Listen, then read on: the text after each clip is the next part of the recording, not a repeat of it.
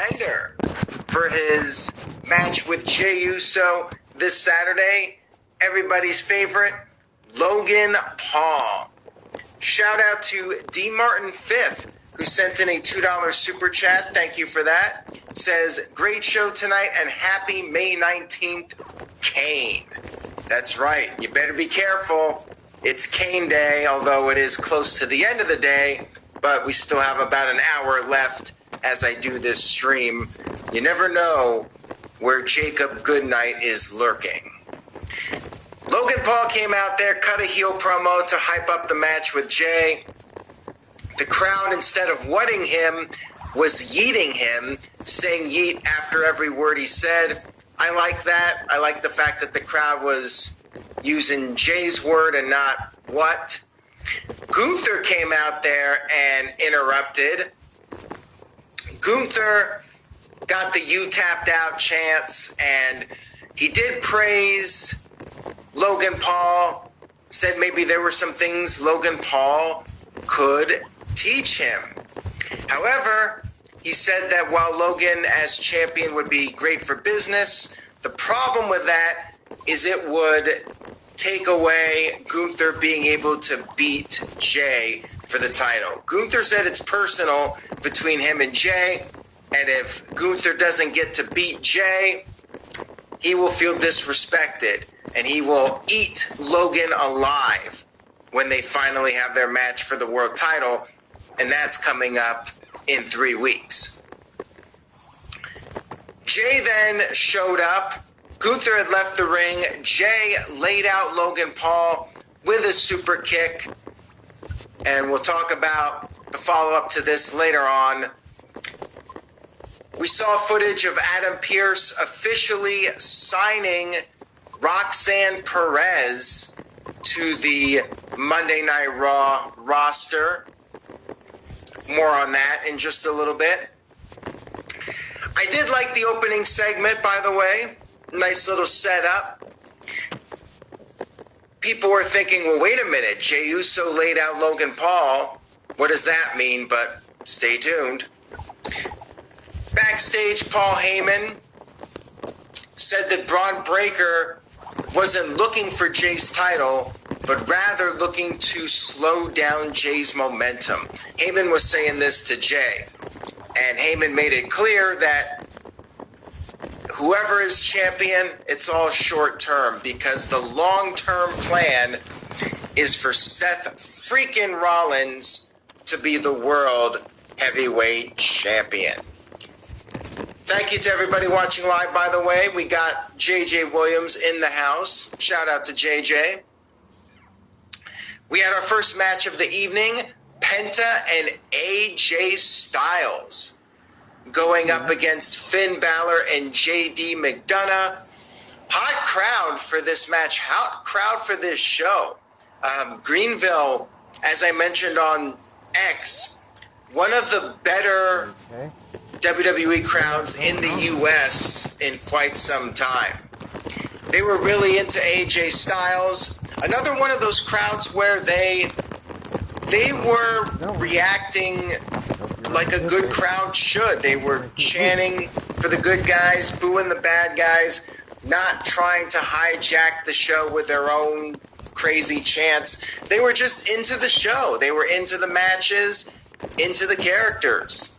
It was what a crowd should be. Now, this was a fun match we had here. I like how Penta and AJ Styles had matching gear, by the way. Both of them wearing the red and white. You had the typical outside interference from Carlito, and then at one point, JD McDonough accidentally hit Finn Balor with a top rope frog splash.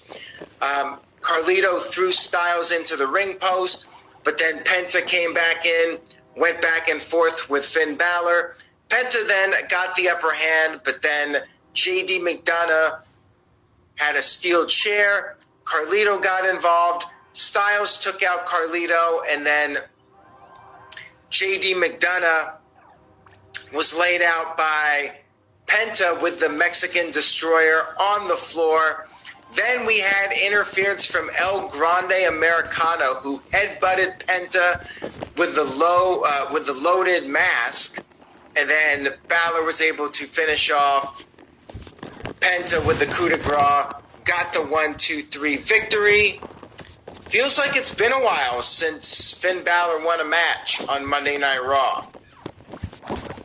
It was solid stuff, predictable with the interference, but it was noted that Dominic Mysterio not out there to help out. We'll have to see where this goes, but we do have Worlds Collide coming up, so maybe that's when we finally get El Grande Americano unmasked. We'll have to wait and see what happens. Backstage, we had a little confrontation between Becky Lynch and the women's champion Io Sky. Becky said that she has no problem putting down another champion. And then we had Seth Rollins backstage with Logan Paul saying that Jay will not be 100% at Saturday night's main event. Rollins said he'll be waiting eventually, and maybe one day they can run back Rollins versus Logan Paul, but this time it would be for the World Heavyweight Championship. We then had our first triple threat match, Money in the Bank qualifier, Becky Lynch versus Roxanne versus Natalya. You pretty much know who's taking the fall in this one. The person who did not get an entrance. Becky wanted to form a union with Roxanne, but then quickly turned against her. Natalya did get in some offense. She stretched Becky. She went for the sharpshooter, but Becky countered it with a disarm her. Roxanne was able to break things up. We had a commercial break, and then Becky took out Roxanne with the manhandle slam, but that pin got broken up. Natalya then gave Roxanne a superplex. Roxanne, though, was able to kick out. Natalya put on the sharpshooter. Becky broke that up, and then Natalya put on a double sharpshooter, but they were able to get out of that. And then Becky hit the manhandle slam to Natalya. But then we had Lyra Valkyria show up. She attacked Becky, and then Roxanne was able to finish off Natalya with the Pop Rocks. Pretty good match here. Roxanne, I think the right person to get the win. We keep the Lyra and Becky Lynch storyline going on. Good stuff here. We'll see what happens with Lyra and Becky. Maybe Becky does end up getting the women's IC championship, I should say. We had Chad Gable backstage basically taunting Tozawa because Tozawa is facing Rusev on next week's show. And we also had the tag team champions New Day having a little chat with Gable. Next week, it's a three-way for the titles. New Day defending against the Creeds and the War Raiders. And we also had a little segment with Sami Zayn telling Jey Uso that he would have Jay's back. We then had a singles match, Sheamus versus Grayson Waller. I thought this was a pretty entertaining match. Sheamus always delivers. Hard-hitting match with these guys. Waller tried to hit and run. He smacked Sheamus and then retreated. Sheamus would get fired up, and he was chopping the shit out of Grayson Waller. Waller was able to regain the upper hand. He hit the rolling flatliner, but Sheamus kicked out of that. And Waller made the mistake of trying to steal Sheamus's 10 beats. That did not work out, and Waller attempted to leave, but Theory stopped Waller from escaping. Sheamus was able to give Waller the 10 beats, and then Sheamus got the win over Grayson Waller. it was a fun match. They're continuing the Waller and Theory storyline. I don't know if it's going to have any kind of an end to it, but we'll see. Maybe they'll finally pull the trigger on the Theory babyface turn. But yeah, I mean, they've been starting and stopping with this for the longest time. So I really feel like they gotta do something here and pull the trigger on the split. They had a segment with, I believe, NBA player. Hopefully I did not butcher that. Tyrese Halliburton. And they announced that he is going to be in the WWE 2K25 game. I'm sure if you're a fan of his, you thought this was cool. I'm totally indifferent to it. So didn't mean anything to me.